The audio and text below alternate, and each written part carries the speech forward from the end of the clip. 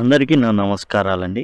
ఇప్పుడు మీరు చూస్తున్నటువంటి టెట్ పేపర్ వచ్చేసి మార్చి 3వ తారీఖున జరిగినటువంటి సెషన్ 1 మ్యాథ్స్, సైన్స్ ఎవరైతే టెట్ పేపర్ 2A రాస్తున్నారో వారికి సంబంధించింది 3వ తారీఖు అనమాట. ఇది మ్యాథ్స్, సైన్స్ వాళ్ళకి జరిగినటువంటి third TET March 2 first session జరిగింది. అలానే ఆఫ్టర్నూన్ సెషన్ జరిగింది. ఆ తర్వాత ఇది మార్చ్ 3కి సంబంధించిన సెషన్ 1 అనమాట. ఇక మనం చూసినట్లయితే ఇక్కడ మనకు 61 నుంచి 90 ప్రశ్న దాకా 30 ప్రశ్నలు అనేవి ఉండడం జరిగింది. మీరు చూసినట్లయితే ఎవరైతే స్కూల్ అసిస్టెంట్ ప్రిపేర్ అవుతున్నారో PCV English essay.blogspot.com, SGT prepare అయితే ఎస్ఏ బదులు SGT, TGT అయితే PCV ఇంగ్లీష్ TGT అని, PCV ఇంగ్లీష్ PGT అని, ఈ విధంగా మీకు చాలా ఉపయోగకరంగా టోటల్ సిలబస్ ఫ్రీగా మీకు ఏంటంటే వీడియోస్ ఉంటాయి. దయచేసి గమనించండి. ఒక PDF కావాలంటేనే మీరు పర్చేస్ చేయాల్సి ఉంటుంది. అవి కూడా సింపుల్గా మీరు చూసి రాసేసుకుంటే సరిపోతుంది. ఇక you have just been introduced to mister Madan. Mister Madan అనే వ్యక్తిని పరిచయం చేయడం జరిగింది. అతను వచ్చేసి హౌ డూ యూ డూ అన్నాడు. జనరల్గా ఇదేంటంటే నమస్కారం అన్నప్పుడు నమస్కారం అంటాం కదా, సేమ్ అంతే. హౌ డూ యూ డూ అంటే నమస్కారానికి ప్రతి నమస్కారం చేయడమే. హౌ ఆర్ యూ అంటే ఐఎమ్ ఫైన్ అనేది చెప్తాం. Nice to meet you, glad to meet you అనేది జనరల్గా నైస్ మీటింగ్ యూ అంటే కలిసేసిన తర్వాత చివరిలో nice meeting you, glad to meet you అంటే first I'm glad to meet you, మిమ్మల్ని కలిసినందుకు చాలా సంతోషంగా ఉంది. నైస్ మీటింగ్ యూ అంటే అయిపోయి చివరిలో వెళ్ళేటప్పుడు చెప్తాం అనమాట, అది నైస్ మీటింగ్ యూ. ఇక్కడ ఏంటంటే నమస్కారానికి ప్రతి నమస్కారం ఏదైతే చేస్తాం అది 3 is the right answer. If someone said, could you lend me 100 rupees and you don't want to, what would you say? ఎవరో మిమ్మల్ని ఏం చేశారంటే 100 రూపాయలు అడిగారు ఇవ్వమని, మీరు ఏం చేశారంటే ఇవ్వడం ఇష్టం లేదు, మీకు అసలు ఇష్టం లేదు. ఇప్పుడు ఏం చెప్తారు దానికి? అది కూడా పొలైట్గా చెప్పలే, ఏం పో ఇట్లా కాదు. మామూలుగా అతన్ని నొప్పించకుండా మీరు తాను ఒప్పించగా తాను ఒక అంటారే సంథింగ్, ఆ విధంగా ఉండాలి. ఐఎమ్ ఓకే, నో ప్రాబ్లం అన్నా ఇస్తానులే అన్నట్టు. అసలు వద్దు అంటున్నాడు కదా, మీకు ఇష్టంలా. You don't want to, I'm sorry I can't, sorry అండి నేను ఇవ్వలేను. ఇది ఆన్సర్. I'm not rich. 100 రూపాయలా, నేనేమన్నా రిచ్ అనుకున్నా ఏంది? ఐ డోంట్ లెండ్, ఇవ్వను పో. ఇక్కడ సెకండ్ అనేది కొంచెం ప్రాపర్ ఆన్సర్ అవుతుంది. Next, the purpose of introduction in a personal letter is a. Personal లెటర్లో ఇంట్రో అనేది దేనికి సంబంధించి అంటే లెటరు సైన్ చేయడానికి. అసలు పర్సనల్ లెటర్లో ఇంట్రోలో సైన్ ఎక్కడ ఉంటుందండి? చివరిలో నేమ్ అండ్ సిగ్నేచర్, చివరిలో అఫీషియల్ లెటర్కి ఉంటాయి. To establish the senders authority, ఎవరైతే పంపిస్తున్నారో వాళ్ళ యొక్క అథారిటీ చెప్పడానికి కాదు. To briefly mention relevant information, అది ఏదైతే ఎందుకు రాసామో దానికి సంబంధించి చెప్పడానికి అనమాట. ఇది 3 రైట్ ఆన్సర్ అవుతుంది. To ask the recipient for a favour, ఎవరైతే ఉత్తరం అందుతారో వాళ్ళు ఏం చేయాలి, కొంచెం ఫేవర్ చేయనా అని చెప్పడానికి. ఇక్కడ విషయం ఏంటంటే మనం ఏదైతే ఇన్ఫర్మేషన్ అనేది ఆ లెటర్లో రాసామో దాని గురించి చెప్పడానికి, రిలవెంట్ ఇన్ఫో ఏదైతే ఉందో దాన్ని చెప్పడానికి ఇంట్రడక్షన్ వాడడం అయితే జరుగుతుంది. Next, final step for finalising a నోటీస్ని ఫైనలైజ్ చేసేటప్పుడు ఏంటి అంటే డిస్ట్రిబ్యూషన్, ఇంట్రడక్షన్, ఫార్మాటింగ్ అంటే ప్రూఫ్ రీడింగ్. దేనికైనా సరే ప్రూఫ్ రీడింగ్ అనేది మనకి ఫైనల్ అవుతుంది. అంటే ఒకరికి ఇచ్చేసి మనం ఏం చేస్తామంటే దీన్ని క్లియర్ చేయండి, దీన్ని జాగ్రత్తగా చదివి అన్న తప్పులు ఉంటే లాస్ట్ అనమాట. ఇక ప్రూఫ్ రీడింగ్ అంటే ఆల్రెడీ ఓ ప్రింట్ అయిపోతుంది. జనరల్గా ఓ ప్రింట్ అయిపోయిన తర్వాత ఏం చేస్తారంటే ఓకే అనుకున్న తర్వాత ఓ ప్రింట్ తీసి ఇస్తారు. ఇచ్చేసిన తర్వాత మనం ఏం చేస్తాం, దాన్ని తీసుకొని వేరే వాళ్ళకి ఇస్తాం ప్రూఫ్ రీడ్ చేయమని. వాళ్ళు తీసి ఏదైనా తప్పులు ఉంటే దాంట్లో రెడ్ పెన్తో చుట్టేస్తారు. మనం అది తీసుకుని ఏదైతే ప్రూఫ్ రీడింగ్ జరిగిందో దాన్ని తీసుకొని ఏ తప్పులు దాన్ని చుట్టారో అవన్నీ క్లియర్ చేసి ఫైనల్ అవుట్పుట్ అనేది ఇవ్వడం జరుగుతుంది. Second one is the right answer. Next, choose the correctly పంక్చుయేటెడ్ sentence. He said my new job is very interesting. అతను అన్నాడు ఏంటంటే కామా ఉంది, ఇన్వర్టెడ్ కామాస్ ఉన్నాయి, my new job is very interesting. Okay, ఇక్కడ మనం చూసుకుంటే హీ సెడ్ ఇన్వర్టెడ్ కామాస్ అనేవి లేవు కాబట్టి ఇది అసలు పంక్చుయేటెడ్ కాదు, కరెక్ట్ కాదు. హీ సెడ్ ఇక్కడ క్యాపిటల్ లెటర్ లేదు, క్యాపిటల్ లెటర్ ఉండాలండి. ఇన్వర్టెడ్ కామర్స్లో ఎప్పుడైతే ఉందో క్యాపిటల్ లెటర్ అనేది ఉండాల్సి ఉంటుంది. 1 is the right answer. Scarcely had he mention her name than her father left the room. ఇక్కడ ఎప్పుడైనా కానీ స్కేర్స్లీ వస్తే వెన్ రావాలండి, దాన్ కాదు రావాలండి. స్కేర్స్లీ వెన్ రావాలి. No sooner than, scarcely when. కాబట్టి ఎక్కడుంది రాంగ్ అంటే సిలో ఉంది.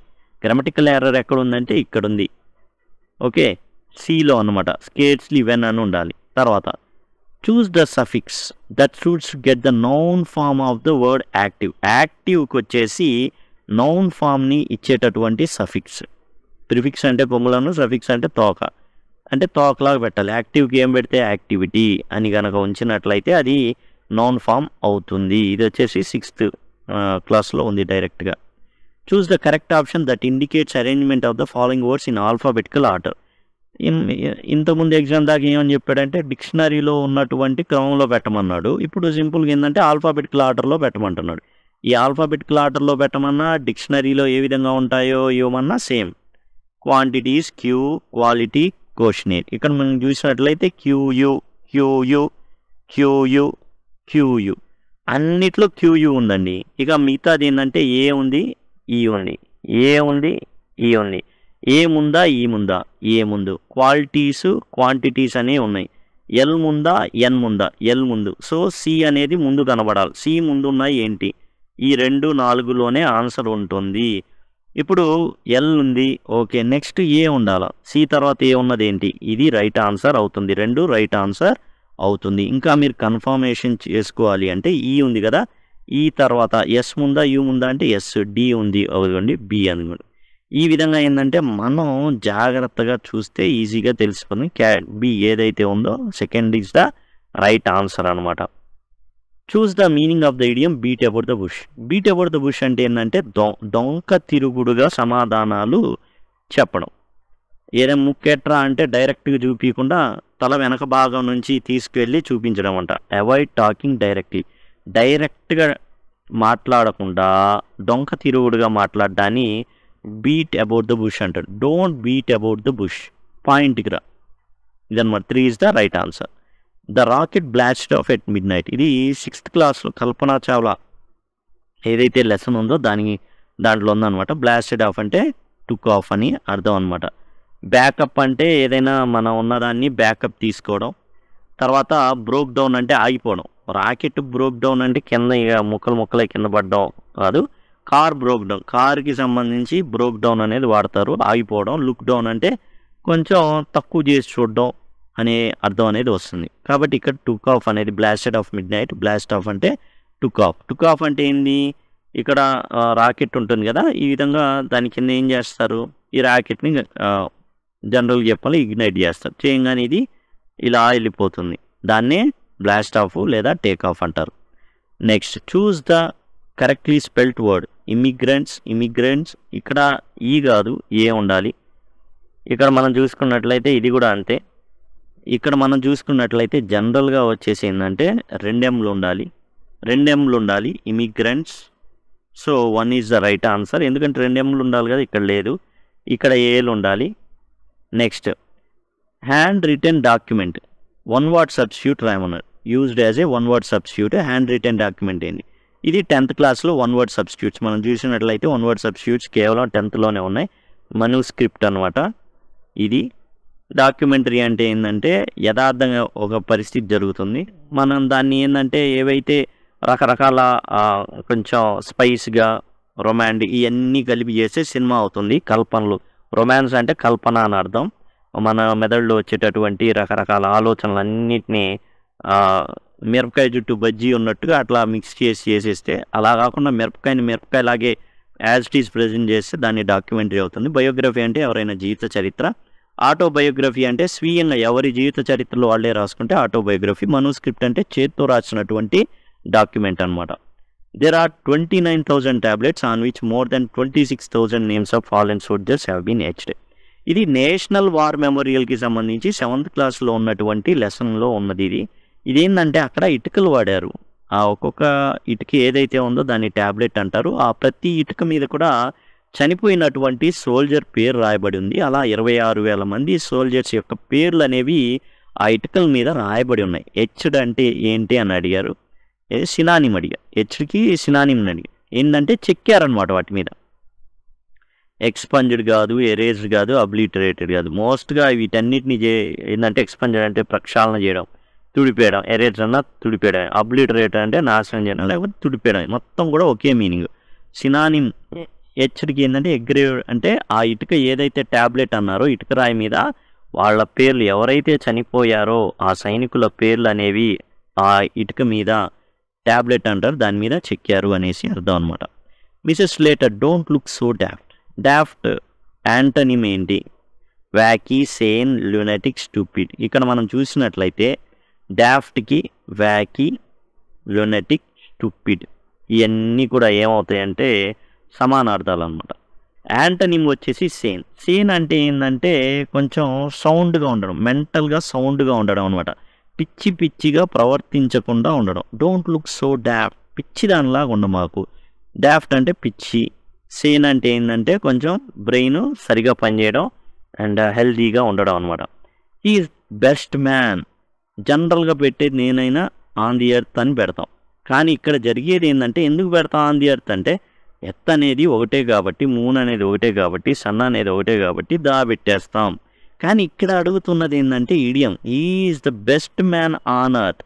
ఆన్ ఎర్త్ అంటే ఇక్కడ అర్థం ఏంటంటే భూమి మీద కాదు, భూమంతటిలో అనేసి అనమాట.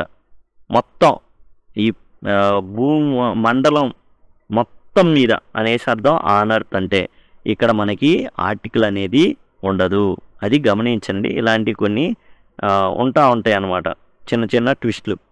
Sindhu was dedicated dedicated to, ఇది వచ్చేసి 10th క్లాస్లో ఉండడం అయితే జరిగింది. 10th క్లాస్ ప్రిపోజిషన్స్ ఎక్కడైతే దాంట్లో ఉంది.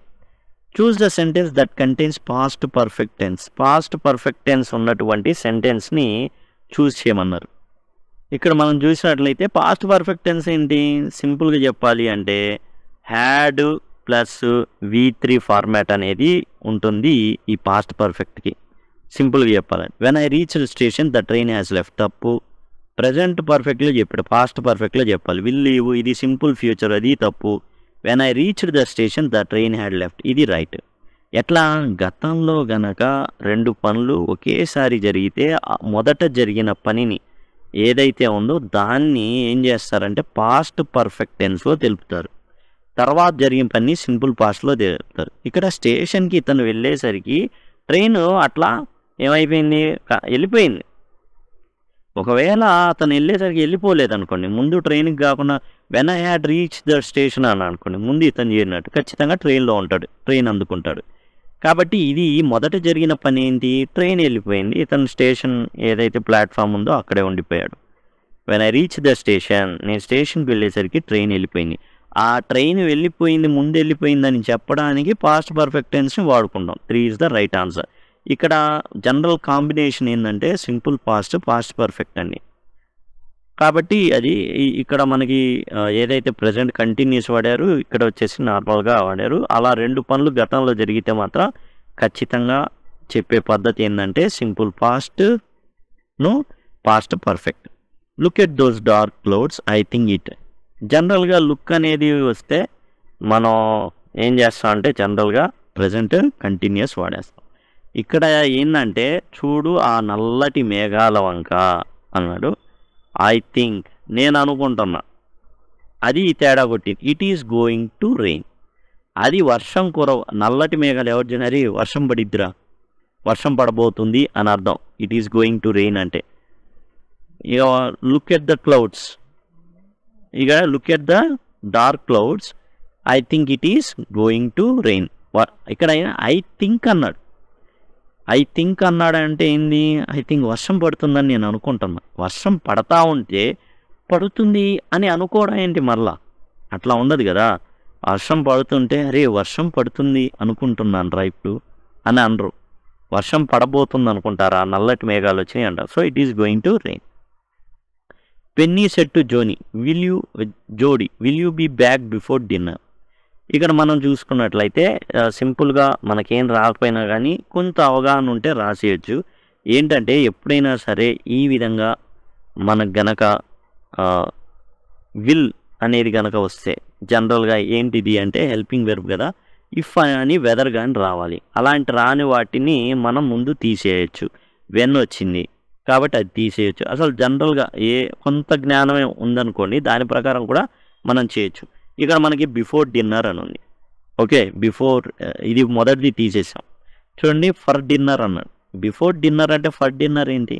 కాబట్టి ఇప్పుడు ఈ రెండిట్లో ఏదో ఒకటి అవుతుంది. అట్లా మనకేంటంటే 50-50 ఛాన్సెస్ అనేవి ఎలిమినేషన్ ప్రాసెస్లో తెలియకపోయినప్పటికీ కొంత ఇన్ఫర్మేషన్ తెలిసినప్పటికి కూడా మనం చేసుకోవచ్చు.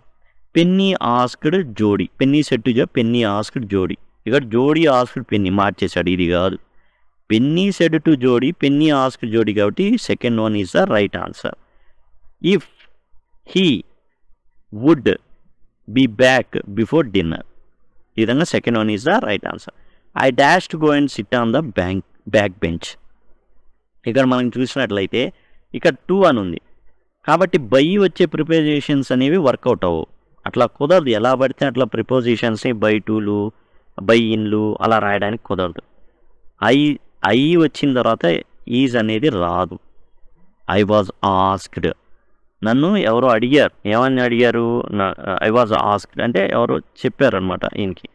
To go and sit on the back bench. I was asked అంటే పోయి నువ్వు బ్యాక్ బెంచ్లో ఏం చేస్తావు, కూర్చో అని చెప్పారు. ఐ వాజ్ ఆస్క్డ్ అనేది వస్తుంది అనమాట, ప్యాసివ్ వాయిస్. టెట్కి సంబంధించిన ప్లేలిస్ట్ అనేది వరుసగా ఏవైతే ఎగ్జామ్స్ జరిగినాయో అవన్నీ కూడా మీకు వరుసగా ఇక్కడ ఉన్నట్టు ఎస్జిటికి సంబంధించిన జరిగినటువంటి 8 ఎగ్జామ్స్, ఆ తర్వాత ఎస్ఏకి సంబంధించి టెట్కి సంబంధించి జరిగినటువంటి వరుసగా ఇక్కడ మీకు ఉంచబడ్డాయి. చక్కగా ఉపయోగపడతాయండి. అండ్ ప్లేలిస్ట్లో ఉన్నాయి. ఇవన్నీ కూడా మీకు డిస్క్రిప్షన్లో అవైలబుల్గా ఉంటాయి. అట్లానే ఐ కార్డ్స్ వీటిలో కూడా మీకు యాక్సెస్ చేయొచ్చు మీరు సులభంగా. లేకపోతే సింపుల్గా టెట్ లింక్ అని కనుక అడిగినట్లయితే నేను ప్రొవైడ్ చేయడం అయితే జరుగుతుంది. ఇక్కడ మనం చూసినట్లయితే 81 question. The teacher as well as the students dash on vacation. ఇక్కడ మనం చూసినట్లయితే ద టీచర్ వచ్చేసి సింగులర్ అండి ఇక్కడ. కాబట్టి ఇక్కడ ఏదైతే సబ్జెక్ట్ ఉందో దాన్ని బేస్ చేసుకునే యాజ్ వెల్ యాజ్ పెరుగుతుంది. అంటే ఏదైతే అంటే ఇక్కడ ఇన్ఫర్మేషన్ని యాడ్ చేయడానికి పెంచడానికి ఈ యాజ్ వెల్ యాజ్ అనేది ఉపయోగపడుతుంది. యాజ్ వెల్ యాజ్ కానివ్వండి, టుగెదర్ కానివ్వండి, అలాంగ్ విత్, ఇట్లాంటివి ఏంటంటే మోస్ట్ ఇక్కడ ఏదైతే సబ్జెక్ట్ ఉందో దాన్ని బేస్ చేసుకొని ఇక్కడ మనకి హెల్పింగ్ వెర్బ్ అనేది ఉండడం అయితే జరుగుతుంది. The teacher as well as the students is అనేది రావడం జరుగుతుంది. ఎందుకంటే ఇక్కడున్న సబ్జెక్ట్ని బట్టే ఇక్కడ ఉన్నటువంటి హెల్పింగ్ వెర్బ్ ఆధారపడి ఉంటుంది. 3 ఈజ్ ద రైట్ ఆన్సర్. ఇక్కడ స్టూడెంట్స్ ఉన్న మాత్రాన ఆర్ అనేది రాదు. తర్వాత choose the sentence with an adverbial class. Adverbial class ఇక్కడ మనం చూసుకున్నట్లయితే ఈ decided to go is work place because, reason, result, adverb of reason, adverb of result, ఇట్లా సంథింగ్ మేనర్స్ ఉంటాయి అన్నమాట. అందులో మనకి ఈ యాడ్వర్బ్ చూసేటప్పుడు బికాస్ అనేది మనకి సింపుల్గా అర్థమవుతుంది. యాజ్, సిన్స్, బికాజ్ ఇవన్నీ కూడా. ఈ స్టాప్డ్ ఈజ్ బిజినెస్ ఒకే క్లాసు, మెయిన్ క్లాస్ ఉంది. And I know the doctor who is famous. ఇక్కడ మనం చూసుకున్నట్లయితే ఇది వచ్చేసి డాక్టర్, ఇది వచ్చేసి యాడ్జెక్టివ్ క్లాస్ మాదిరి relative clause. Do you think that is right, ఇది ఎట్లా ఉంది, ఒక నౌన్ క్లాస్ మాదిరిగా ఉంది. కాబట్టి మోస్ట్ ఏంటి అంటే మనం సింపుల్గా అంటే ఇక్కడ మనం చూసుకున్నట్లయితే దట్ అనేది ఉంది. మనం సింపుల్గా నౌన్ క్లాస్ అని ఫిక్స్ అయిపోయాం. నౌన్ క్లాస్ అనేది అంటే చెప్పేటప్పుడు ఏదైతే డైరెక్ట్ స్పీచ్లో రాస్తామో ఇండైరెక్ట్ స్పీచ్ అది వచ్చేసి నౌన్ క్లాస్ ఉంటుంది అనుకున్నాం. ఇది వచ్చేసి రిలేటివ్ క్లాస్, లేదా ఇంకా సింపుల్గా చెప్పుకోవాలంటే అడ్జెక్టివ్ క్లాస్. ఇది వచ్చేసి యాడ్వర్బియల్ క్లాస్ అవుతుంది. 1 is the right answer. He was 4 months old. ఇక్కడ చూడండి 4 months అనేది తీసేయండి, మీకు క్లారిటీ వస్తుంది. He was old. ఇక్కడ మనకు వచ్చేసి ఏమవుతుంది, హీ గురించి హీ వాజ్ ఓల్డ్, అతను ముసలోడు అని చెప్తుంది. సపోజ్ హీ వాజ్ ఓల్డ్ అంటే ఏం చెప్తుంది, యాడ్జెక్టివ్. ఓల్డ్ అనేది ఏంటి, యాడ్జెక్టివ్ అనమాట. ఇక్కడ సింపుల్గా 4 months అనేది తీసేసి 4 months ఓల్డ్ అనేది యాడ్ చేస్తుంది దీనికి, యాడ్జెక్టివ్కి. ఇక్కడ మనకు వచ్చేసి ఓల్డ్ ఏమవుతుంది, యాడ్జెక్టివ్ అవుతుంది. He was old. Helping verb పక్కన ఏదైతే ఉంటుందో అలానే సబ్జెక్ట్ గురించి ఏదైతే చెప్పడం జరుగుతుందో అది వచ్చేసి యాడ్జెక్టివ్ అవుతుంది. 4 is the right answer. She did everything right during pregnancy. The what right is, right అనేది ఏంటి అనేది అడగడం జరిగింది. ఇక్కడ మనం జాగ్రత్తగా గమనిస్తే she did everything during pregnancy, she did right during pregnancy అని 2 ఉన్నాయి. ప్రతిదీ చేసింది, రెండోది కరెక్టే చేసింది అనేసి. కలిపేశారు. ఇప్పుడు అంటే ఏంది, she did everything she did right, డిడ్తో కనెక్ట్ అవుతున్నాయి. She did everything she did right. ఇప్పుడు రైట్ ఏంది అంటాడు. ఇప్పుడు డిడ్తో అంటే ఇక్కడ హెల్ప్ ఏదైతే డిడ్ అనేది మెయిన్ వెర్బ్ ఉందో ఆ వెర్బ్తో ఏం చేస్తుంది, మాడిఫై చేయడం కానీ దాన్ని ఎగ్జాగరేట్ చేయడం కానీ కరెక్ట్ దాని గురించి చెప్తుంది కాబట్టి యాడ్ వెర్బ్ అవుతుంది. అయితే ఇక్కడ రైట్ కరెక్ట్ ఎలా చేసింది అన్నప్పుడు సమాధానం ఏంది, కరెక్ట్గానే చేసింది. ఎంత చేసింది అనగా ఎన్నిసార్లు చేసింది అనే దానికి రాట్లా. ఓకే, ఇప్పుడు మనం ఏంటంటే ఎలా చేసింది, ఎన్నిసార్లు చేసింది, అవన్నీ ఫ్రీక్వెన్సీ అవన్నీ మారిపోతాయి. మళ్ళీ ఎన్నిసార్లు చేసింది, 10 సార్లు చేసింది అంటే అది ఫ్రీక్వెన్సీకి వెళ్ళిపోతుంది. ఇక్కడ ఎలా చేసింది అన్నప్పుడే కరెక్ట్గానే చేసింది అనే సమాధానం వస్తుంది కాబట్టి యాడ్వర్బ్ ఆఫ్ మ్యాన్ అనేది కరెక్ట్ అవుతుంది. యాడ్వర్బ్ అని తెలిసాం కదా ముందే, డిడ్కి లింక్ అవుతుంది అనేసి. She did everything she did right అని 2 రకాలుగా మనం తీసుకోవచ్చు. డిడ్తో లింక్ అవుతుంది, రైట్ షీ డిడ్ రైట్ కాబట్టి డిడ్ రైట్ కాబట్టి యాడ్వర్బ్ అవుతుంది. అండ్ ఎలా ఇప్పుడు యాడ్వర్బ్ ఆఫ్ మ్యాన్ ఎలా అవుతుంది అంటే రీజను కాదు, ఎందుకంటే రీజన్ అయితే దరిదాపులుగా ఏంటంటే యాజు సిన్సు ఇట్లాంటివి వస్తూ ఉంటాయి. అవి వచ్చినప్పుడు మనం సింపుల్గా రీజనో రిజల్టో ఉంది అని అర్థమైపోతుంది. ఎలా చేసింది అనేది మ్యానర్ అనేది డిస్కస్ చేస్తుంది. Jumping on is horse the farmer rode to the market. ఇక్కడ జంపింగ్ ఆన్ ఈజ్ ఫార్మ్ అనేది ఏంటి, ఈ underline part of above sentence can be labelled as ఏంటి అంటే ప్రజెంట్ పార్టిసిపుల్ అని. ఓకే, ప్రజెంట్ పార్టిసిపుల్ అనేది అవుతుంది ఇది, ఈ పార్ట్ అనేది. కంటిన్యూస్ పార్టిసిపుల్ కాదు, పాస్ట్ పార్టిసిపుల్ అంటే తెలిసిందే, ఆల్రెడీ మనం చెప్పుకున్నాం వాటి గురించి. ఇక పాస్ట్ పార్టిసిపుల్ అంటే సింపుల్గా చెప్పుకోవాలి అంటే had plus V3 have plus V3 అట్లా వస్తాయి కదా, అంటే ఆ టైంలో V3 వచ్చి చూసారా, ఇది వచ్చేసి పాస్ట్ పార్టిసిపుల్ అవుతుంది, V3 ఫామ్ అనమాట. ఇక పర్ఫెక్ట్ పార్టిసిపుల్ అంటే ఇట్లానే జంపింగ్ కాకుండా having B10, having B10, having E10 ఇట్లా హ్యావింగ్ వచ్చేసి వెర్బ్ యొక్క థర్డ్ ఫామ్ వస్తే అది పర్ఫెక్ట్ పార్టిసిపుల్ అవుతుంది. పాస్ట్ పార్టిసిపుల్ అంటే వెర్బ్ యొక్క థర్డ్ ఫామ్ అని. ఇది మనకు V4 ఇక్కడ మనకు స్టార్ట్ అయింది ప్రజెంట్ పార్టిసిపుల్లో. అదే పాస్ట్ పార్టిసిపుల్ అయితే V3 అనమాట. జనరల్గా మనకు టెన్స్లో ఉంటాయి కదా అది. Linking words help us in many ways in writing. Firstly they help us in presenting our ideas in a meaningful way. ఇక్కడ ఫస్ట్లీ అనే దాన్ని ఎలా అర్థం చేసుకోవచ్చు లింకర్గా, introduce the result of an action కాదు. ఇక్కడ ఏంటంటే firstly, secondly, thirdly, fourthly, fifthly ఇలా ఆర్డర్లో చెప్పుకునేది వాటిని ఆర్డర్లో పెట్టడానికి, అంటే ఆర్గనైజ్ పాయింట్స్. టు ఆర్గనైజ్ పాయింట్స్కి ఈ విధంగా చెప్పడం, మొదట ఈ విధంగా, రెండవది ఇట్లా చేయాలి, మూడోదిగా, నాలుగోదిగా, ఐదోదిగా అనేసి చెప్పుకోవడానికి, ఆర్గనైజ్ చేసుకోవడానికి మనం. I finish my project work several days ahead of the dead line. అంటే ముందుగానే, డెడ్ లైన్ కంటే ముందుగానే నేనేం చేసా, ప్రాజెక్ట్ని ముగించాను అని. ఇది 10th క్లాస్లో ఉందండి, డైరెక్ట్ బిట్ అనమాట టెక్స్ట్ బుక్లో. You may leave this place no, నువ్వు ఇక వెళ్ళొచ్చు అంటే గివింగ్ పర్మిషన్. నాలుగోది కరెక్ట్ ఆన్సర్ అవుతుంది, రిక్వెస్ట్ కాదు. You may leave, permission may I leave madam అని అడిగారు, దానికి సమాధానం ఏంటంటే yes you may leave this place, వెళ్ళిపోవచ్చు అంటే గివింగ్ పర్మిషన్. ఎవరు ఉన్నారు, పర్మిషన్ ఇస్తున్నారు. ఇక ఇది వచ్చేసి comprehension. Morally and culturally American television programs have affected our society. American programs have many positive sides, but negative aspects of them have affected our cultural approach and customs. ఇది ఏంటంటే American television programmes గురించి ఇవ్వడం అయితే జరిగింది. మనల్ని చాలా ప్రభావితం చేస్తున్నాయి. ఎలా ప్రభావితం చేస్తున్నాయి, positive okay and as well as నెగిటివ్గా కూడా రెండు రకాలుగా ఇది ఏం చేస్తుందంటే ప్రభావితం అనేది చేస్తుంది. The main concern raised about the influence of American television program is. ఇందులో మెయిన్ కన్సర్న్ ఏంది అండ్ టోటల్గా దేని గురించి, they lack of entertainment value. కానే కాదు, అయ్యేం అసలు ఇవ్వాల. మాట్లాడింది ఏంటంటే పాజిటివ్ ఇంపాక్ట్ ఉంది, ఎస్ మాట్లాడారు, కానీ నెగిటివ్ ఇంపాక్ట్ కూడా ఉంది కదా. Their negative effects on societal norms and customs, their educational content. ఎక్కడ ఎడ్యుకేషనల్ కంటెంట్ గురించి చెప్పాలా. ఓకే, ఇక్కడ మనం ఒకసారి చదువుదాం. Have many positive sides but negative aspects of them affected cultural and customs. ఇక్కడ చూడండి, కల్చరల్ అండ్ కస్టమ్స్ అంటే సోషియటల్ నార్మ్స్, కల్చరల్ అంటే negative aspects of them have affected. Positive impact on cultural values అనేది ఎక్కడా చెప్పాలా. పాజిటివ్ సైడ్స్ ఉన్నాయి అని చెప్పారు. పాజిటివ్ సైడ్స్ ఉన్నాయి, బట్ నెగిటివ్ ఎక్కడ పడింది? కల్చరల్ మీద, కస్టమ్స్ మీద. ఇది క్లియర్గా ఉంది. 3 is the right answer. Next, Indians have been influenced by dash sides of American, both positive and negative sides. 2 sides కూడా చెప్పడం అయితే జరిగింది. Unchanged, positive, negative. Positive, negative 2 ఉన్నాయి, అందుకే ఇది పెట్టాం. సో ఇదండి టోటల్గా టెట్కి సంబంధించి. అండ్ ఏమైనా డౌట్స్ దీనికి సంబంధించి ఉంటే మీరు కామెంట్ సెక్షన్లో అడగొచ్చు. And thanks allot. ఇంకా టెట్కి సంబంధించినటువంటి పేపర్స్ అనేవి విశ్లేషించడం, వర్ణించడం ఏవైతే ఉన్నాయో వివరించడం జరిగింది. కాబట్టి మీకు అన్నీ ఉపయోగపడుతున్నాయని భావిస్తున్నాను. Thanks allot.